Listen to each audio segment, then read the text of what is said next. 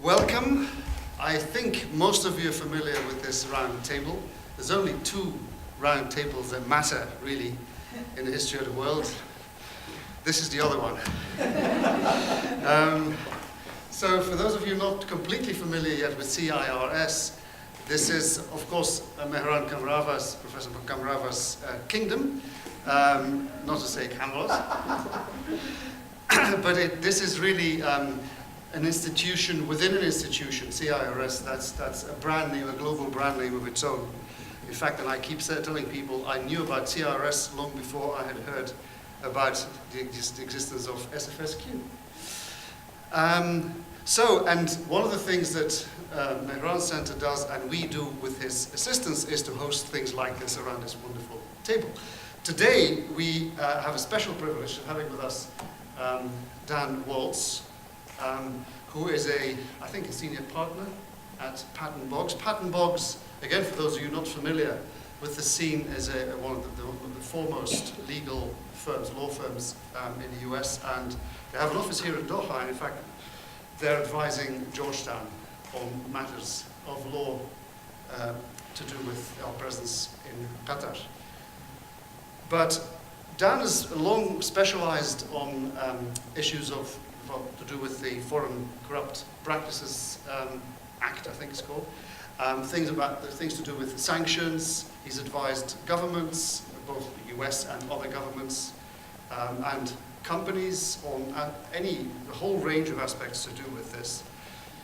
But he's visiting us here, and one of the things that we have to deal with, of course, is the sanctions environment. As an American institution based in the Middle East, not too far from a couple of other countries that might come to mind, we are obviously impacted by that, or potentially impacted by that. But beyond that, the whole issue of sanctions is, there's whole books and courses produced in the departments of international relations like this one on sanctions and how they work or don't work and why they're in place and how they're structured and so on. So I think we're extremely fortunate to have Dan with us tonight to talk to us precisely about that very subject: US economic sanctions, architecture, history, and effectiveness. Well, thank you very much, Dean, and thank you to all of you for coming. It's a great pleasure to be here. I'm kind of touring the Gulf, if you will, speaking primarily about US sanctions, focusing on Iran and how they impact not only US companies, but also companies outside the US.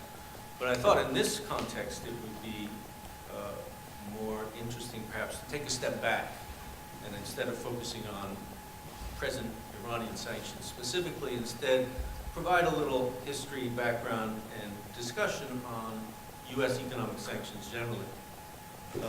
And I certainly think we have a small enough group. I'm hoping that I will not be lecturing to a silent audience. I invite you, please, to by all means jump in with thoughts or questions. I hope this becomes more of a dialogue, as I say, less of a lecture.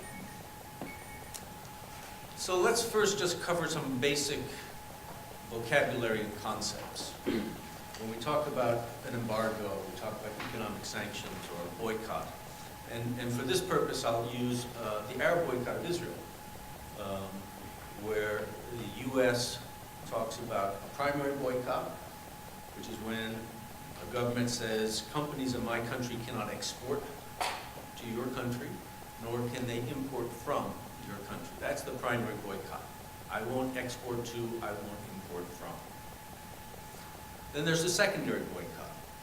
I won't do business with you if you do business with that country that I'm targeting.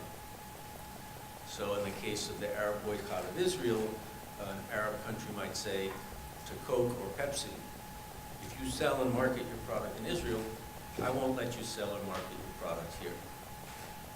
And then you have the tertiary boycott, which is, I won't do business with you if you do business with other companies that do business with the target of my boycott.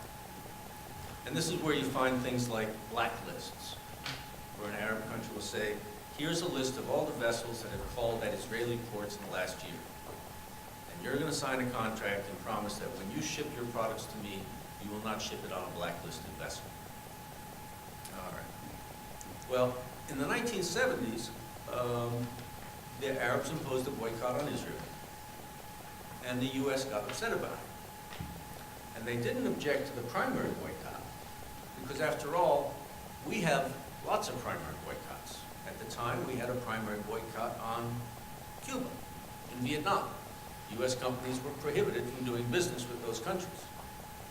But what the Arab countries were saying was, we're going to impose a secondary boycott. If you choose to trade with Israel, you cannot trade with us. And the U.S.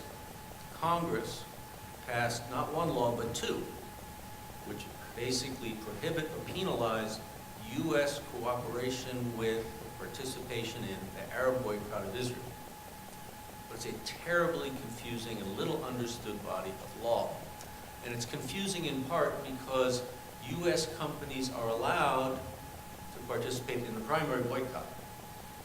So if I'm a U.S. oil company, I can buy Saudi crude oil and I can sign a contract in which I promise I will not export it to Israel. But I cannot do a whole bunch of other things which would seem to be less immediately offensive. It's a horrible, horribly counterintuitive, detailed, complicated, messy body of regulation. Okay, and then we have other concepts. I should mention that most of the U.S. economic sanctions are implemented by a small office in the U.S. Treasury Department, the Office of Foreign Assets Control. It's what I call OFAC. And OFAC has programs that focus on countries, and it has programs that focus on activities, things like narcotics trafficking and terrorism. Some of the OFAC programs include what's called a blocking feature. Our U.S. embargo of Cuba, for example, provides that any property in which Cuba or the Cuban government has an interest that comes into the possession or control of a U.S. person will be blocked, automatically blocked. And the U.S. takes a very broad interpretation of what it means to have an interest in. So you find really any funds with any known nexus to Cuba get blocked when they hit the U.S. And what the effect of blocking is really threefold.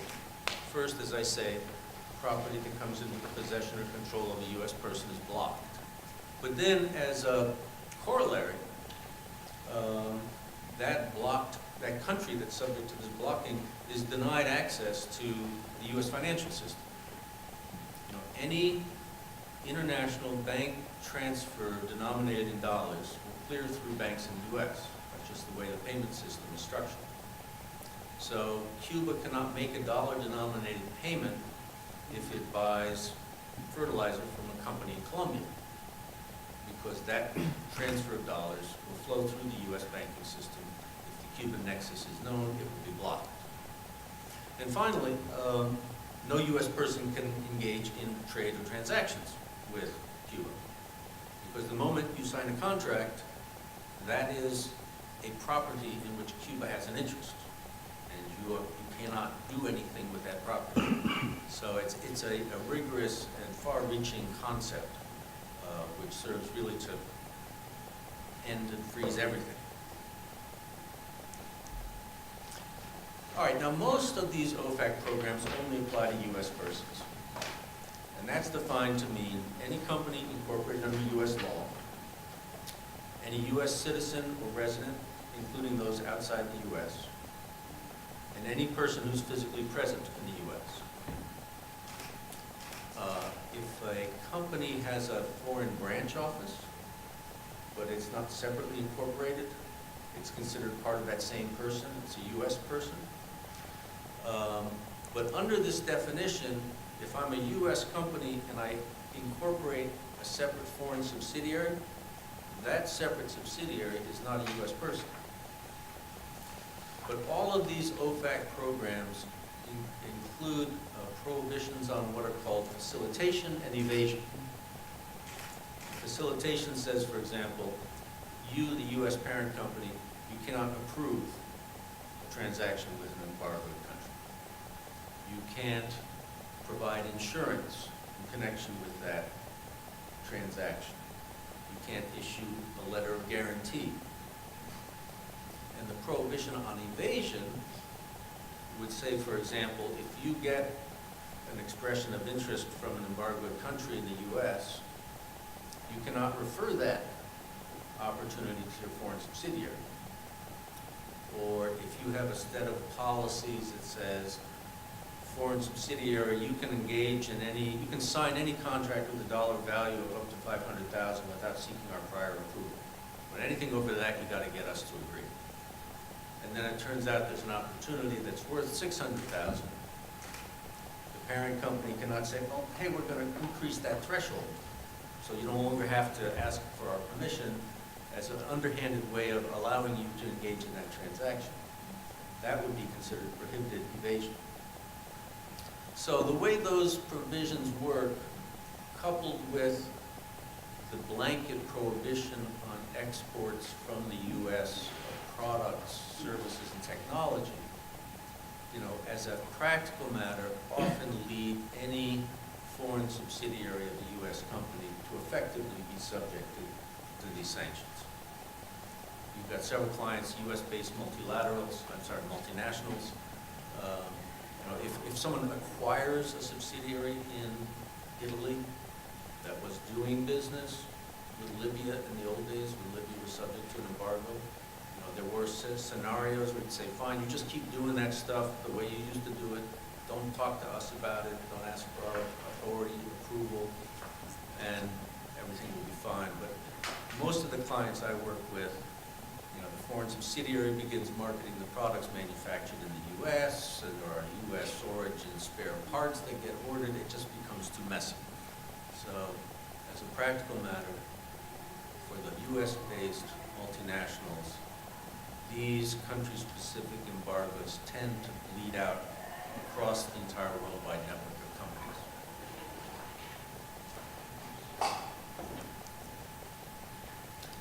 All right. Most of these embargoes apply only to U.S. persons. And in the old days, OFAC would simply prohibit all trade transactions with the targeted country. This is the model you see with Cuba, which is the oldest one that's still on the books. It's what you see with Iran. It's what you see with Sudan. But I don't know, some of you may remember when there were multilateral sanctions imposed against Iraq. Iraq began to argue, hey, we can't get formula to feed our babies. Children are dying under the weight of these internationally imposed sanctions. And that led to the UN-sponsored Oil for Food program. Iraq could sell oil and use the proceeds to buy things like food, which became a mess in its own right. But it also kind of led to a rethinking amongst those in the U.S. government that administer sanctions. And there was a growing sense that, hey, that broad country-based model is not working. What we need are smart sanctions, more targeted sanctions. And that's the model that OFAC has tended to adopt, where instead of prohibiting trade with an entire country across the board, they say, we're going to give you a list of persons. They may be government ministries, they may be state-owned companies, they may be private companies, they may be individuals. These are the people that you cannot do business with. And that's the model that OFAC has tended to follow more recently. And that is also the model that it follows with respect to these, what I call activity-based programs. So that's proliferation of weapons of mass destruction, it's terrorism, it's narcotics trafficking, and the list has gotten to be the size of a Manhattan phone. The one thing that OFAC does well is designate these entities, these persons, who are all known as Specially Designated Nationals, SDNs.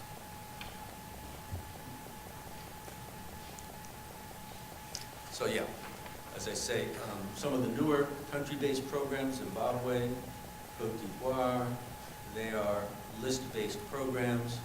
Indeed, the most recent, Yemen, the president issued an executive order. He said, we're going to put the architecture, the legal architecture in place to begin to impose sanctions on persons in Yemen who are destabilizing the situation and the government. The order has been on the books for almost 2 years. No one's been named.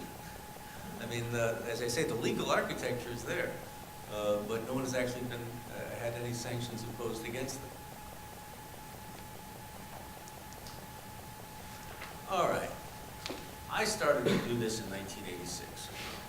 At that time, we had these kind of broad, comprehensive, countrywide embargoes in place against North Korea, Cuba, Vietnam, Cambodia, Iran, Libya, Nicaragua, South Africa, and Rhodesia. Many of those have since been lifted. But since that time, we have also imposed embargoes or sanctions on Haiti, Panama, Iraq, Kuwait, Yugoslavia, Angola, Burma, Sudan, Afghanistan, Sierra Leone, Liberia, Zimbabwe, Syria, Cote d'Ivoire, Republic of the Congo, Lebanon, Belarus, and Yemen. I think it's fair to say the U.S. likes imposing sanctions. It's a startling list. And traditionally, I think it's fair to say other countries dislike the use of economic sanctions. I know when I was living in Paris in the early 1980s, President Ronald Reagan was in office and was prohibiting not only U.S. companies from contracting for the construction of the Soviet gas pipeline, but also attempted to impose that same prohibition on the foreign subsidiaries of U.S. companies, which led to a very powerful European backlash, which again I remember very well because I was an American living in Europe at the time. And similarly, in 1996, the U.S. passed what I call the Helms-Burton law, targeting Cuba after Cuba shot down that Brothers to the Rescue plane,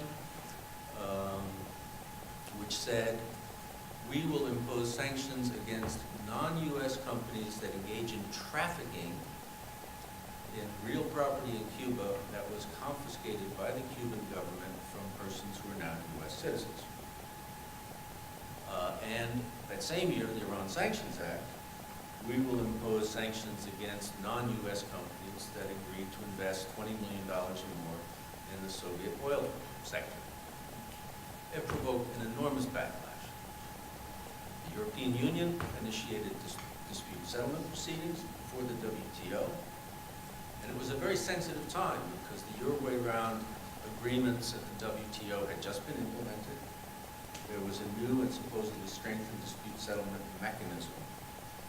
The U.S. threatened to invoke what was called the national security exception, which, if it had done so, would have called into serious question in the minds of many the efficacy of this supposedly improved dispute settlement proceeding. The EU, Canada, and Mexico all enacted what we call blocking statutes. So if a company in Canada is directed by its U.S. parent company, you cannot sell that product to Cuba. Canadian law says you may not comply with that directive. Oh, and by the way, you need to report to us, the Canadian government, that you received it. And the EU legislation is very simple. So again, I think we can see the attitude at that time with respect to what was widely considered to be this American heavy-handedness, an effort to, impose its law outside the own territory, extraterritorially. And we will look briefly at the current Iran example. We do have a comprehensive embargo which applies to U.S. persons, which the U.S. is enforcing very aggressively. I remember years ago talking to a European bank, someone in the compliance department, and they were saying, listen, we're Europeans. We understand that Americans are prohibited from engaging in trade with Iran, but we are not. We're not subject to your law. Is there any way we can get in trouble for continuing to do business with Iran? And for years, most non-U.S. bankers thought the answer to that question was no. There's no way we can be found liable to have violated U.S. law. And starting in 2009, the U.S. government began levying charges against primarily European banks on this novel theory. I mentioned that all dollar-denominated funds transfers clear through banks in the U.S. The first case was January 2009, Lloyd's TSB. They were accepting funds from Iranian banks and routing them to and through the U.S. banking system after deleting all reference to the Iranian source of the funds. And they were charged both by the federal government and by a New York state prosecutor under two different theories. The federal theory is that in routing those funds to U.S. banks, the European banks caused U.S. banks to violate U.S. law. Because in effecting those funds transfers, the U.S. banks were exporting services to the Iranian banks. And of course, unlicensed exports of goods or services to Iran from the U.S. are prohibited. I really thought that was smart. And no bank has chosen to take it to court. Lloyd's paid over $300 million to settle these charges. You've had subsequent cases, ING, Standard Chartered, $500 million. HSBC, which was not just sanctions, but a whole bevy of violations, over $1 billion paid to settle these claims. It's a very aggressive theory, and it's one that for which the U.S. is assessing massive settlement amounts. Then in 2012, Congress passed a law that makes our core embargo applicable not just to U.S. companies, but also to their foreign subsidiaries. And what is striking in this, I find, is that there has not been an enormous international outcry. I mean, all of this has taken place in the context of an Iran which has a nuclear program, which has provoked concern not only on the part of the U.S., but on the part of many, many countries around the world, so that rather than objecting and initiating dispute settlement proceedings, the European Union is now adopting a set of sanctions targeting Iran that parallels, without being identical to what the U.S. is doing. And you see many other countries around the world doing the same thing to a greater or lesser extent.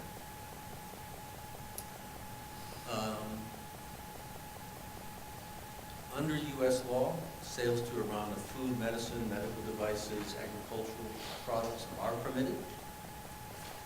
But a lot of the companies that would like to make those sales are complaining, because you created such a complicated web of sanctions targeting the Iranian banks, no one is willing to route to us the payment from Iran that we are owed in connection with this sale, which you're telling me is lawful. So it has become a real mess.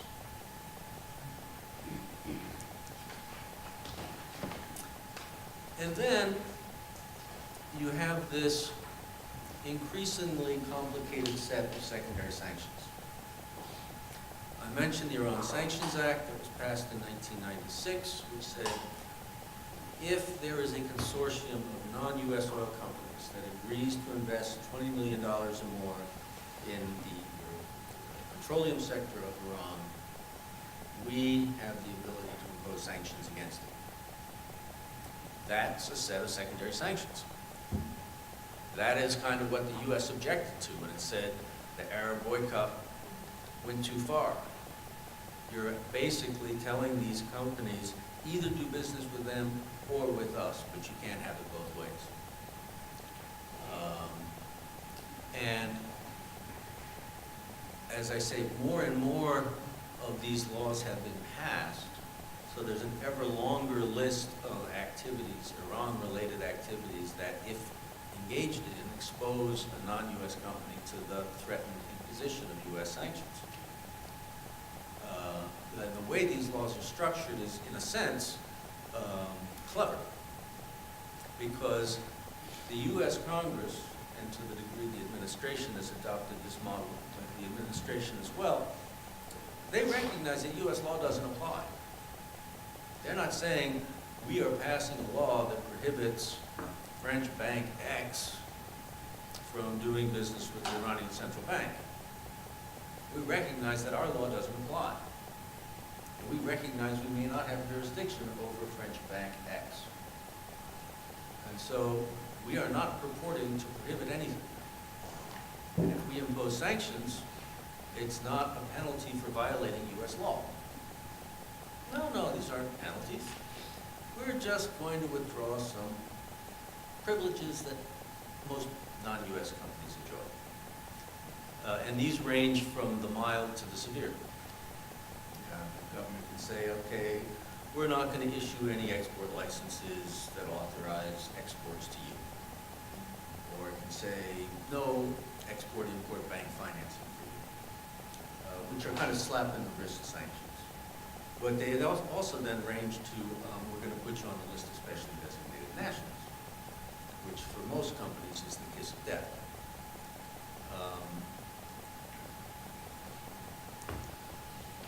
As I say, the list of different activities now which expose a non-U.S. company to this threatened imposition of sanctions has gotten enormously long and enormously complicated. You know, not only investing in the Iranian oil sector, but making sales to the oil sector or the gas sector, petrochemical or energy or shipbuilding or shipping. So the U.S. is trying to isolate those Iranian sectors, trying to get every company around the world to shun them. Sales of refined petroleum products. You know, Iran is a net exporter of crude, but it did, at least in the past, suffer from a shortage of refining capacity. So much as it was exporting crude, it was importing jet fuel and gasoline. And the U.S. Congress thought, aha, this is the Achilles heel of the Iranian economy. We're going to try and persuade companies around the world to not export refined products to Iran. This is also a great example of what I call the law of unintended consequences when Congress acts in this manner. Because after the law was passed, you had jet fueling companies at European airports that were concerned that if they loaded fuel onto an Iran Air jet returning to Iran, they could be subjected to sanctions for exporting refined product to Iran. So one of them stupidly asked the U.S. State Department, gee, do you think this is sanctionable? And of course, there's only one answer. Of course. So again, that was not something that anyone had ever thought about when the law was passed. And a great example of the way in which these laws sometimes have unintended consequences. I mentioned that banks are subject to this enormously complicated set of potentially sanctionable activities. One has to do with being involved in payments for exported Iranian crude. And there is this enormously now complicated system created under U.S. law where banks can receive the money from the non-Iranian importer of the crude, but they cannot then send that money to Iran as payment. For those companies that have received what's called a significant reduction waiver, which is another complicated story, they have to hold that money, and it can only be used to pay for exports from that country to Iran. So, I mean, this, again, just gives you a sense of how complicated all this stuff is getting. Dealing with the Iranian Revolutionary Guard Corps, dealing with any specially designated national of Iran, dealing with the Central Bank of Iran, dealing with the National Iranian, that's Nafti-Iran Intertrade, which is a designated company, or the National Iranian Tanker Company, dealing with the Islamic Republic of Iran shipping line, which is a major carrier, a vessel operator, or some of these other companies. Again, and this is a partial list, but it just goes to show how complicated this regulatory regime has become. And surprisingly, a lot of companies are actually conforming to the dictates or the coercion that is created by these U.S. laws. I mean, when you had the Iran Sanctions Act of 1996, it was, the big consortia that were agreeing to make big investments to develop Iranian oil and gas resources. And what you had was a very small universe of potential targets. And what was striking is that, in fact, there were some consortia that went in and invested, and no sanctions were proposed. So, of course, Congress got upset. And that, coupled with the increasing concern about Iran, is what's led to this expanding universe. But as they've listed ever more Iran-related activities as sanctionable, the universe of potential sanctions targets has also grown. And what's striking to me is that very few sanctions have in fact been imposed. That's a very delicate exercise. If the U.S. imposes sanctions on a Russian company for engaging in a certain form of trade with Iran, and the U.S. imposes sanctions against that Russian company, how much cooperation is the U.S. going to get in the Security Council the next time it seeks to obtain passage of an Iran-related Security Council resolution? How much cooperation will the U.S. get from Russia in the context of these P5+1 negotiations, where Russia is, of course, one of the P5? The U.S. is pursuing a very delicate balancing act where it's being pushed by Congress, and it is being tough. It is having an effect on Iran, but it needs at the same time to keep this very fragile coalition together. And thus far, I think what you've seen is a multilateral effort that has had a real impact on Iran. Though the quantity of its oil exports have fallen by about half, the value of its currency has dropped significantly. I think it's probably the case that sanctions have been effective in getting Iran to the bargaining table. What is this P5+1 interim agreement? Iran has agreed to take a set of steps verifiable, and in return it has received some sanctions relief. The impact on U.S. companies is almost non-existent. What I call the core U.S. embargo of Iran remains intact.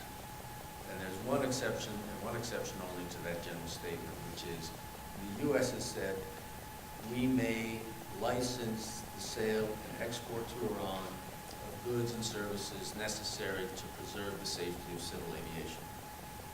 Because basically, Iran has a fleet of aging Boeing aircraft.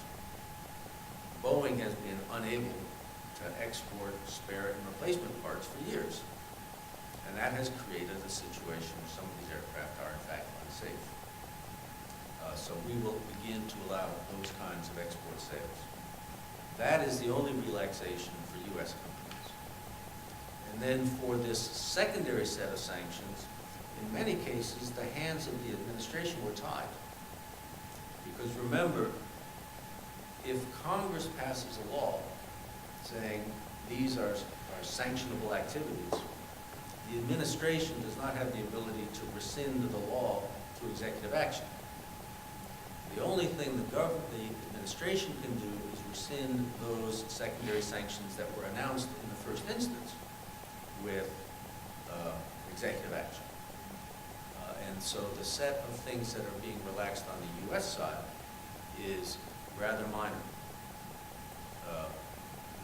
President Obama did issue an executive order saying any foreign non-U.S. company that purchases petrochemical products from Iran could be subjected to sanctions. That has now been rescinded. Similarly, sales to the Iranian automotive sector, sales to Iran of gold and precious metals, those threatened secondary sanctions have all been lifted by the U.S. government. But this is a 6-month deal. starts on January 20th, ends July 20th, 2014. One of the more significant relaxations that was adopted by the European Union is a relaxation on the prohibition of the insurance of the transportation of Iranian crude. And this is, I think, again, a great example of the law of unintended consequences. Europe decided we are going to ban the purchase and the importation into Europe, purchased by European companies and the importation into Europe of Iranian crude oil. And then almost as an afterthought, they put in, oh, and by the way, the transportation of the movement of crude oil. Well, it turns out that oil tankers require a lot of insurance. They are very valuable assets, and obviously the potential environmental liability if there's an accident is astronomical. So you have a very specialized part of the insurance industry what are called P&I clubs, protection and indemnity clubs, almost all of which operate out of an EU country. It's London and Norway. So when this EU law went into effect, no tanker transporting Iranian crude could get insurance. Completely unanticipated by the EU Commission and the Council when it was adopted. So that prohibition has been lifted, and you'd think that would provide major relief. But I can tell you, at least the U.S. government has told U.S. company and those non-U.S. companies potentially subject to U.S. secondary sanctions, that if you want to do anything under this 6-month interim agreement, the entire transaction must be completed, must be begun and completed within that 6-month window. And I have clients in the insurance industry, and they tell me, well, that's meaningless for us. Because if I insure the transportation of crude oil on January 30th, and there's a spill on February 15th, I'm not going to finish processing that claim by July 20th. It's going to be a multi-year process of environmental remediation, fact-finding, settlement negotiations, possible litigation, multiple claimants. So that time constraint, certainly as imposed by the U.S., is much more significant than it might appear at first blush. So, are sanctions effective? As I said, a lot of ours are unilateral. You know, no one but the U.S. embargoes Cuba. For years, the U.S. had an embargo on Libya. This was before the outbreak of the civil unrest that led to the downfall of Gaddafi. And no one else had a set of economic sanctions targeting Libya. You know, if Libya needed investment, if they needed advanced technology for the exploration and development of its oil resources, you know, it could go to France, it could go to Italy, it could go to the European Union, it could go to any other company in the world. And the U.S. embargo on Libya had very little impact on Libya. It had a major impact on U.S. industry. They were excluded from this potentially interesting market. But I have long argued that these U.S. unilateral sanctions, they may feel great to U.S.